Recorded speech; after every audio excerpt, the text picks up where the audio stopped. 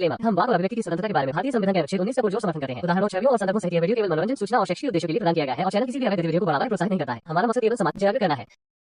जय हिंद दोस्तों, जैसा कि आप सब बहुत अच्छी तरह जानते हैं, एक्स मुस्लिम मूवमेंट की दुनिया में ज़फ़र हेरेटिक साहब का नाम बड़ी इज्जत के साथ लिया जाता है। ज़फ़र भाई की वीडियो को देखकर न जाने कितने लोग इस्लामिक कल्ट को छोड़कर इंसानियत की दुनिया में वापस आ चुके हैं। ज़फ़र भाई का काम बेहद काबिल तारीफ़ है, पर यूट्यूब की नई गाइडलाइन के चलते इनकी बहुत सारी वीडियो को लिमिटेड की कैटेगरी में डाल दिया गया है। ऐसे में आप सबका सपोर्ट करना बहुत ज़रूरी हो जाता है, नहीं तो आने वाले समय में ज़फ़र हेरेटिक का चैनल बंद भी हो सकता है। इसलिए आप सबसे हमारी गुजारिश है, प्लीज़ ज़फ़र भाई का हर तरह से सपोर्ट करें। ज़फ़र भाई अपने चैनल पर इस्लामिक कल्ट को छोड़ चुके लोगों का इंटरव्यू लेते हैं और दुनिया के सामने उन बातों का खुलासा करते हैं जो अरबों के जहनी गुलामों ने अब तक पूरी दुनिया से छिपा कर रखा था।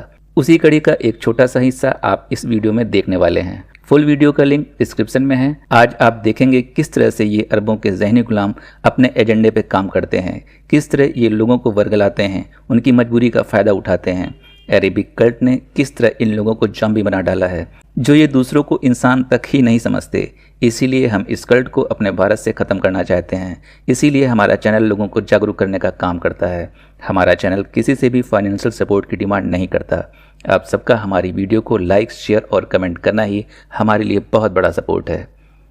सर, जैसे मैं एक लोअर मिडिल क्लास फैमिली से था और हम जिस एरिया में रहते थे वहाँ पे लगभग नॉन मुस्लिम 1% होंगे और ज़्यादा 99% तो मुस्लिम ही थे। तो मेरे बचपन के फ्रेंड, स्कूल को कॉलेज के सब मुस्लिम ही थे। और कहा जाता है ना सर, जैसे ही ऐसी चीज़ें थी कि जो मैं चीज़ नहीं था ना सर, मुझे वो बना दिया गया। मतलब जैसे किसी को मान लीजिए कोई सब्जी पसंद नहीं है खाना, उसे ज़बरदस्ती वो ब्रेन वॉश करके उसे खिलाया जाए। कुछ ऐसे ही मेरे साथ भी हुआ था सर। ऐसा जैसे हम होमोसेक्सुअल की बात कर रहे हैं, मैं वो नहीं था कभी, बट बचपन में ऐसा ब्रेन वॉश किया गया। मेरे एरिया के कुछ मुस्लिम ही लड़के थे, बड़े थे जो उम्र में, और वो मतलब कुछ इस तरह ब्रेन वॉश करते थे कि मुझे भी एक वक्त में लगने लगा कि कॉमन चीज़ है और ये हर लड़कों में होता है, हर लड़के के साथ होता है। और इस चीज़ का फ़ायदा मेरे कुछ जो मेरे दोस्त थे, फ्रेंड, जिनको मैं बहुत अच्छा समझता था, मतलब बचपन से जिनके साथ मैं खेला कूदा, वो इसी चीज़ का फ़ायदा उठाए और मुझे मुस्लिम बनाने के लिए मतलब क्या-क्या किए सर, वही मैं बता रहा हूँ सर। पहले तो सर जो बड़ी थे हमारे एरिया का, इनका भी कोई गलती नहीं था सर, क्योंकि ये भी जिस मौलवी के यहाँ जाते थे पढ़ने के लिए शाम को, और छोटे भी बच्चे जो भी जाते थे, वो लोग देखते थे मौलवी किसी न किसी लड़के या किसी न किसी के साथ कुछ न कुछ ऐसी हरकतें वो लोग नोटिस करते थे। तो लोग एरिया में आपस में ये सब बातें करते रहते थे और छोटे और बड़े और सभी बातें करते थे। हम लोग भी सुनते थे। मैं भी बहुत छोटा था, तो मेरे भी सारे मुस्लिम फ्रेंड थे, साथ में खेलते थे, तो ये बातें हमारे कान तक जाती थी। और वो लोग क्या करते थे, बोलते थे ये हराम है, ये है, वो है। बट कहीं अंधेरा है या कहीं गली है तो छोटे बच्चों को बहाना से ले गए और कुछ ऐसी हरकतें करते थे उल्टा-पुल्टा। तो इसका शिकार मैं भी हुआ। मैं भी छोटा था, मुझे समझ में नहीं आ रहा था कि कर क्या रहे हैं ये। मतलब मैं बता नहीं सकता ऐसा कुछ। तो धीरे-धीरे वो बोलते थे घर में मत बताना, टॉफ़ी ले लो, ये ले लो। फिर धीरे-धीरे वो बातें करते थे जो उनके मौलवी जी करते थे। ये मौलवी, ये मतलब आपके पड़ोसी थे या कौन थे ये? नहीं, मौलवी मेरे पड़ोसी नहीं थे, मौलवी थे हमारे मतलब हमारे एरिया में ही रहते थे। वो पढ़ाते थे तो वहाँ पे सब जाते थे, तो कुछ न कुछ हरकतें वो लड़कों के साथ कुछ न कुछ होता था वहाँ पे। वो बड़े जो थे वो तो देखते थे, छोटे थे ना, वो भी आपस में बात करते थे कि आज मौलवी जी ने यहाँ हाथ रखा, आज मौलवी जी ने ये बोला। तो कहीं न कहीं उनको, उनके बच्चों में ना दिमाग में सब कुछ वहीं से आया। हाँ, तो मैं भी इसी चीज़ का शिकार हुआ धीरे-धीरे और मुझे भी लगने लगा कि कॉमन है। तो सर मेरे घर में उस समय टीवी नहीं था और हम एक बगल पड़ोस में घर में टीवी देखने जाते थे, तो उसमें एक था भैया, 1-2 साल बड़ा होगा मुझसे एज में। तो वो कुछ ऐसी हरकतें करता था कभी-कभी, तो बोलता था ये कॉमन है, सब में होता है और ये नॉर्मल है, हम बहुत अच्छे दोस्त हैं। मेरे दिमाग, बचपन में छोटा था उस समय, काफ़ी छोटा था, मेरे दिमाग में बैठने लगा कि हाँ, होता है और ये दोस्त में होता है। इसकी वजह से मैं मतलब होमोसेक्सुअली की तरफ जाने लगा और धीरे-धीरे तो ऐसा हुआ कि जब हम लगभग स्कूल में था मैं, मतलब हायर क्लास में था, 11-12 में था, तो मेरे दोस्त थे, उनके साथ बातचीत होता था, हँसी-मज़ाक। एक फ्रेंड था तो मैं भी उसके तरफ थोड़ा अट्रैक्ट हो गया था रीज़न सर वही था जो बचपन में मेरे साथ जो हो रहा था, जो कॉमन सी बातें थी। तो उनसे बड़ी अच्छी दोस्ती थी, तो वो हमेशा ना सर अदर रिलीजन जो नॉन मुस्लिम उनके रिलीजन लेके हमेशा टिफिन के टाइम, लंच के टाइम या मार्केट में, बाजार में जब भी घूमते, ट्यूशन जाते तो मजाक उड़ाते, तरह तरह की बातें करते थे। तो मैं उतना कुछ बोलता नहीं था, इग्नोर कर देता था। मैं जानता था ये ऐसे ही बोलते, छोड़ो हटाओ। और बात ऐसा भी था सर कि मैं उस समय विवेकानंद की कुछ पुस्तकें पढ़ता था, किताबें पढ़ता था, और विवेकानंद जी की बातें से मुझे ये समझ में आया था कि सारे रिलीजन का रास्ता एक है, भले वो अलग अलग तरीका है, उनका रास्ता एक है और सब लोग एक ही गॉड को मानते हैं, बस रास्ता सबका अलग अलग है। मेरे दिमाग में ये बात इस तरह बैठ गई थी। सॉरी, मैं ये नहीं कहना चाहता कि विवेकानंद जी ने गलत बोला, मैं इस पे कोई बात नहीं करना चाहता। मैं ये बस मेरे दिमाग में बैठ गई थी कि मुझे लगा कि ये भी उसी को मानते हैं जिसको हमारे घर वाले मानते हैं या मैं मानता हूँ, तो बिना मतलब का बहस करके क्या फायदा है।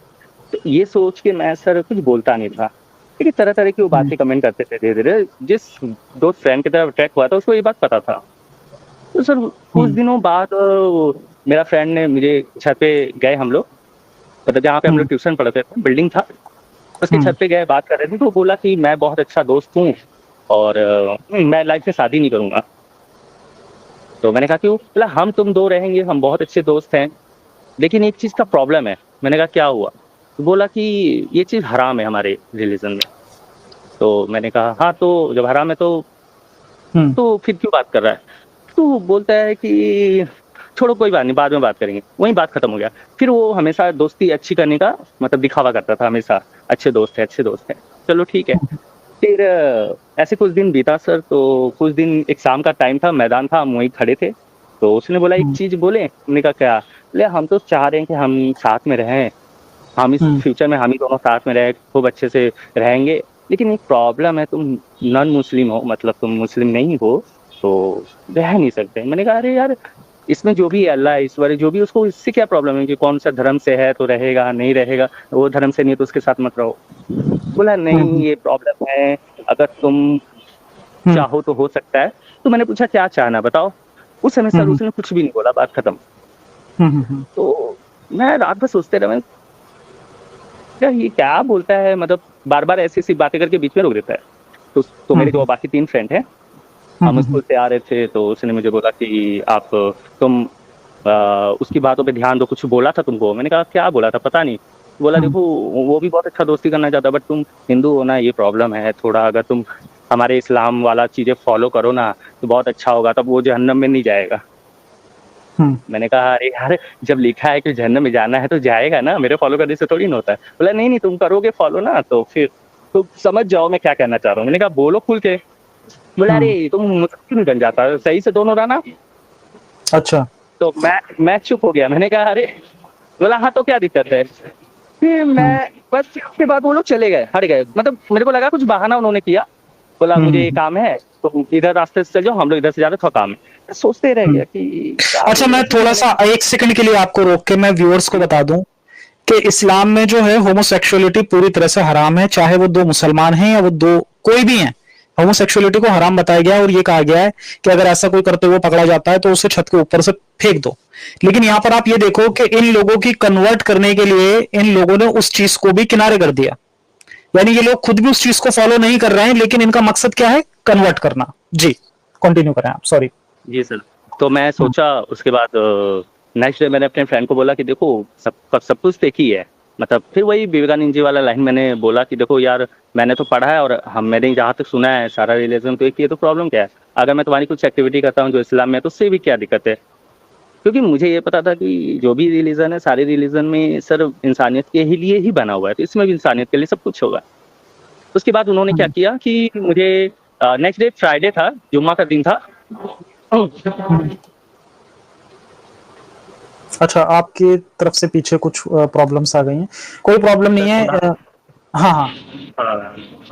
तो सर वो लोगों ने बोला कि मेरा एक दूसरा रूम था सर जिसमें हम पढ़ते थे, तो वहाँ पे आए तो बोले कि आज चलो हमारे साथ नमाज पढ़ो। मैंने कहा ठीक है यार, इसमें क्या दिक्कत है, अगर मैं नमाज भी पढ़ूँ पूजा करूँ एक ही बात है। मेरे दिमाग में वही था, जैसे एक सेकुलर हिंदू होते हैं, मतलब ठीक है।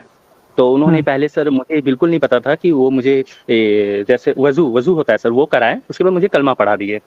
अब मुझे उस समय बिल्कुल नहीं पता था कि कलमा पढ़ने से कोई मुस्लिम बनता है। मैंने कहा जैसे पूजा वूजा करते समय कोई कुछ दुआ हुआ करता है या प्रार्थना करता है, वैसे ही इनमें भी होता है। तो हुआ, ठीक है। उसके बाद नमाज पढ़े, तो फिर धीरे धीरे उनके घर में फातिया होता था शुक्रवार को। एक फ्रेंड था मेरा, उसको रविवार में होता था, तो मेरे को बुलाता था। तो फातिया में वो थोड़े मौलवी साहब आते थे, अगरबत्ती जलाते थे, मिठाई रखते थे, कुछ पढ़ते थे, ये होता था, तो मैं भी चला जाता। मैंने कहा अच्छा ही चीज़ है, क्या दिक्कत क्या है। तो सर 4 दिन बाद वो मेरे को एक मौलवी के पास ले गया और मैंने कहा यार सबको तो अच्छा लग रहा है। और फिर वो लोग ने 4 दिन के अंदर में इतना इस्लाम के बारे में अच्छी-अच्छी बातें मुझे बताई, इतना सब कुछ बताया, मतलब थोड़ा सा भी इस्लाम का बुरा चीज़ उन्होंने मुझे दिखाने की कोशिश नहीं किया है। एक से एक अच्छा, अगर खराब चीज़ें भी है ना, तो उसको इतना उन्होंने बटर लगा के इतना अच्छे से बताया ताकि वो बहुत अच्छा लगने लगे।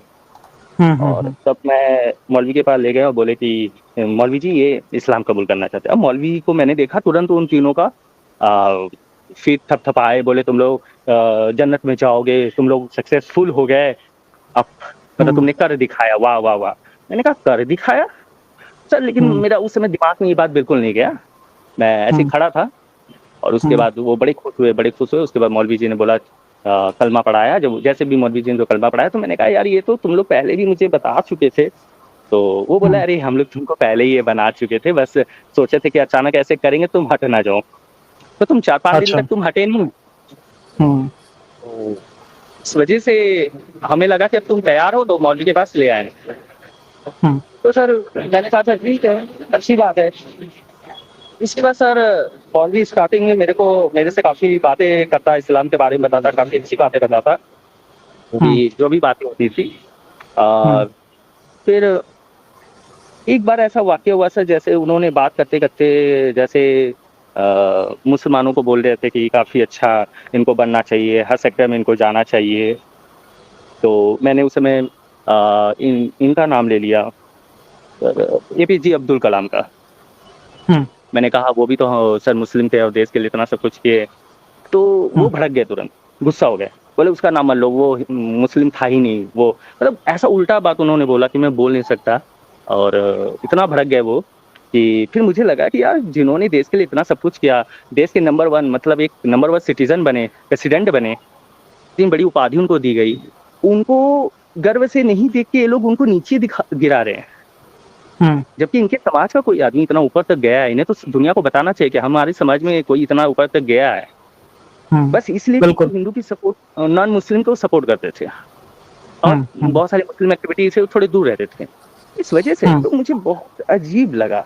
ठीक है सर, फिर उसके बाद हम वहाँ से जब निकले तो मेरा फ्रेंड भी कुछ बातें बता रहा था, तो मैंने उसको ट्रिपल तलाक वलाक था उसके बारे में बता रहा था। तो मैंने बोला कि यार ट्रिपल तलाक जो है सही तो नहीं है। बोला अरे नहीं तुम नहीं समझे, अगर आदमी शादी किया उसे 3 तलाक देता है, तो उसको जब छोड़ता है तो जो शादी के टाइम जो कॉन्ट्रैक्ट पे लिखा रहता है, जो पैसे लिखे रहते हैं, पैसे भी तो उसको देता है। तो मेरे दिमाग में ये चला कि अगर एक गरीब लड़का है, गरीब घर का है, गरीब लड़का मान लो 10,000 दिया है और लड़की को छोड़ देता, तो क्या लड़की पूरी जीवन उस 10,000 से गुजारा कर लेगी? तो जब मैंने इस तरह का सोचा और बोला भी, तो मुझे चुप करा दिया। बोले इतना सवाल नहीं करते, ये सब थोड़ी ना पूछते, जो बनाया गया सोच समझ के अच्छे से बनाया गया है ऐसे। ठीक है, तो उसके बाद मैं वेजिटेरियन था, तो मुझे नॉनवेज खाने के लिए बोले कि खाया करो।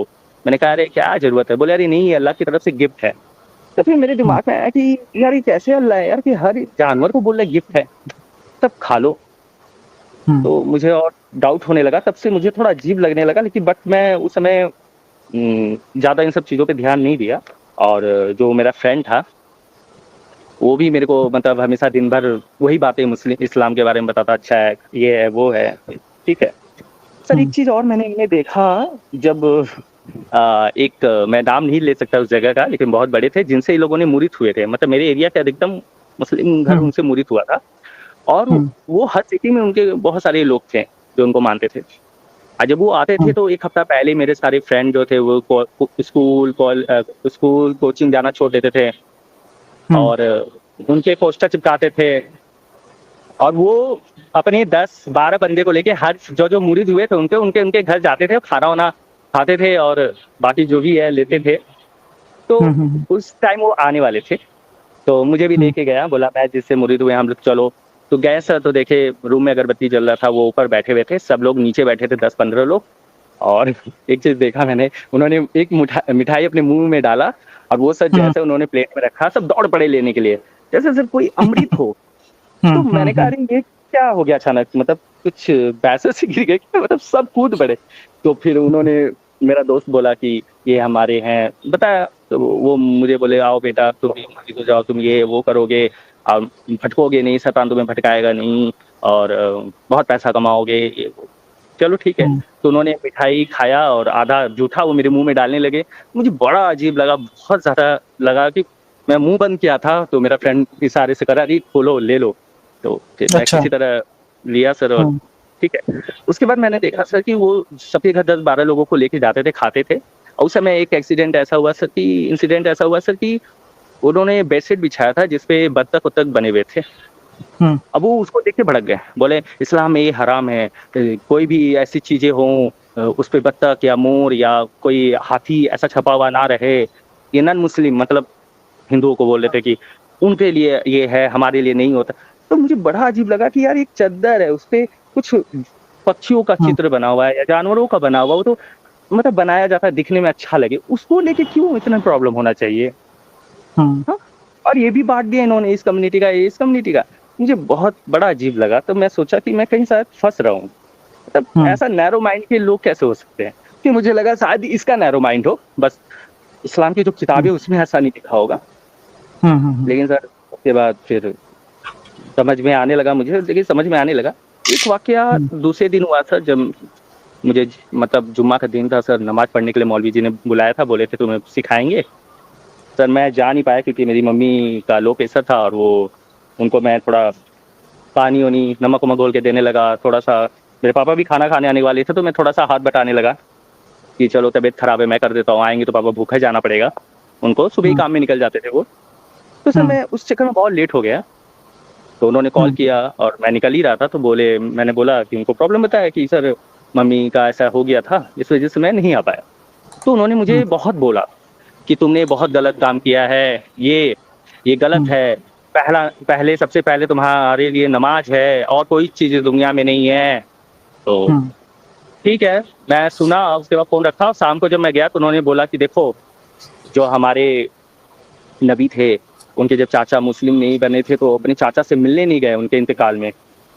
अच्छा, सोच हुँ, लो, अब हुँ, तुम तो नबी से बड़े नहीं हो, तुम तो कुछ हुँ, नहीं हो, तो हुँ, नमाज़ तुम्हारे लिए पहले है। मतलब वो कहना चाह रहे थे कि तुम्हारी मम्मी का अगर बेहोश है या तबीयत खराब है, कुछ भी हो रहा है, तुम छोड़ दो।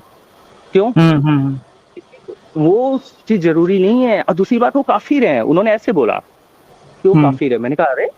काफ़िर मतलब? हुँ, काफ़िर वो इंसान नहीं है? तो मैंने कहा अरे सर ये मैंने उनको बोला मौलवी जी ऐसा क्या है जो काफ़िर मतलब इंसान नहीं है क्या? बोले अरे नहीं, तुम भटक रहे हो, तुम नहीं समझ रहे हो। सर मुझे हुँ, इतना बुरा लगा और बस मुझे लगा कि मैं इनको यहाँ पे मार डालूँ, थप्पड़-थप्पड़ हुँ, जड़ूँ। ये बोल कैसे रहे हैं? मैं बस अपना हुँ, गुस्सा कंट्रोल किया और बस था। फिर वो शांत हो गए, फिर धीरे-धीरे मुझे समझाने लगे, देखो मेरा वो मतलब नहीं है, वो नहीं है। फिर सर हुँ, जैसे मैं बोला सर मैं जाता हूँ, तो बोले अरे रुको, रुको तुमसे और बात करना है, थोड़ा हुँ, कुछ काम है। वो मेरे जंघों को थोड़ा सहलाने लगे, हुँ, तो मैं समझ गया। मैंने बोला मौलवी जी ये क्या कर रहे हैं? बोले अरे कुछ हुँ, नहीं। मैंने कहा ये तो क्या है? बोले अरे नहीं, नहीं, नहीं ये हम वो पढ़ लेंगे ना, वो कुछ तो सर बोलते हैं, मेरे दिमाग में अभी नहीं आ रहा। हाँ, तो उससे हुँ, ये ना माफ़ हो जाएगा। अच्छा, तो मैंने कहा मौलवी जी जब आप ही ऐसे कर रहे हैं, हुँ, गलत करके आप पढ़ लेंगे और हुँ, हुँ, माफ़ी हो जाएगा, तो फिर हुँ, पूरी जो आपको फ़ॉलो करती है, जो आपके बताए हुए रास्ते पे चलती है, वो क्या करेगी? वो भी तो ऐसे ही करेगी, हर काम करेगी और बस हुँ, पढ़ लेगी, माफ़ होगा। हुँ, तो फिर मैं मौलवी जी उस समय मेरा दिमाग बहुत ख़राब था, मैं वहाँ से चल दिया। तो मेरे हुँ, फ्रेंड को बोला, मेरा फ्रेंड बोला, "अरे तुम पागल है, मौलवी जी ऐसे ही हैं, मज़ाक करते हैं, ये वो।" ठीक है। अच्छा, फिर हुँ, मेरे दिमाग में सर आया कि नहीं, मैं गलत जगह फँस चुका हूँ, बहुत बुरी तरह से फँस चुका हूँ हुँ, और मौलवी जी जब फ़ोन करते थे तो मैंने जाना बंद कर दिया। मैं गया ही नहीं, मिलने ही नहीं गया। इसकी वज़ह से मेरे दोस्त भी मुझसे बात करना बंद कर दिए। उल्टा-पुल्टा बोलने लगे, तुम नहीं आ रहे हो, ये वो है, दोस्ती नहीं है। हुँ, फिर मुझे धीरे-धीरे सब समझ में आने लगा था कि हुँ, कहीं न कहीं मुझे फँसाया गया है और हुँ, मतलब मुझे सब समझ में आने लगा कि मौलवी जी उनका पेट क्यों थपथपा रहे थे और ये हुँ, लोगों ने मेरा ब्रेन ऐसा क्यों वॉश किया, मुझे सब समझ में आने लगा था। और हुँ, उस समय मेरे थोड़े पापा के फाइनेंशियल कंडीशन सही नहीं थे, तो मैं एक रिलेटिव के यहाँ चला गया अपनी आगे की स्टडी के लिए। तो मुझे थोड़ा टाइम मिला इन सब चीज़ों से बाहर निकलने का, और मैंने सर उस समय काफ़ी गूगल पे हर जगह रिसर्च करना चालू किया, और मैंने सोचा कि कमियां निकालूं इस्लाम के बारे में, देखो कुछ तो कमी। तो उस समय मुझे ना एक आर्टिकल मिला, 51 article ban by the supreme court. तब मेरे दिमाग में थोड़ा सा और आने लगा कि यार कुछ तो बात है, और मैंने पता किया तो ऐसे धीरे धीरे करते और भी पता चला। फिर आपके सर वीडियो मिले, जब मैंने आपके वीडियो देखा सर, तो मैं बोल नहीं सकता कि मैं कितना खुश हुआ, और मेरे दिमाग खुल गया, ऐसा सोचने का नजरिया मेरा बदल गया। और उसके बाद सर मैं सोचा कि जो मैं नहीं था वो मुझे बनाया गया था, और ये चीजें मैं उससे बाहर भी निकला बहुत सारी चीजों से। जी सर, और अब मैं कोई कांटेक्ट में नहीं हूँ उन लोगों का, और मैं अपना लाइफ अपना जी रहा हूँ सर। तो देखा दोस्तों, यही है असली इस्लाम। आपने अभी तक हमारे चैनल को सब्सक्राइब नहीं किया है तो प्लीज़ कर लें, साथ में बेल बटन भी दबा दें, जिससे हमारी आने वाली वीडियो लगातार आप तक पहुंचती रहे। हम आगे भी इसी तरह इस्लामिक कल्ट को आपके सामने पेश करते रहेंगे। वीडियो अच्छा लगा हो तो लाइक, शेयर और कमेंट जरूर करें। इस्लामिक कल्ट से बचें, अपना ख्याल रखें। जय हिंद, वंदे मातरम।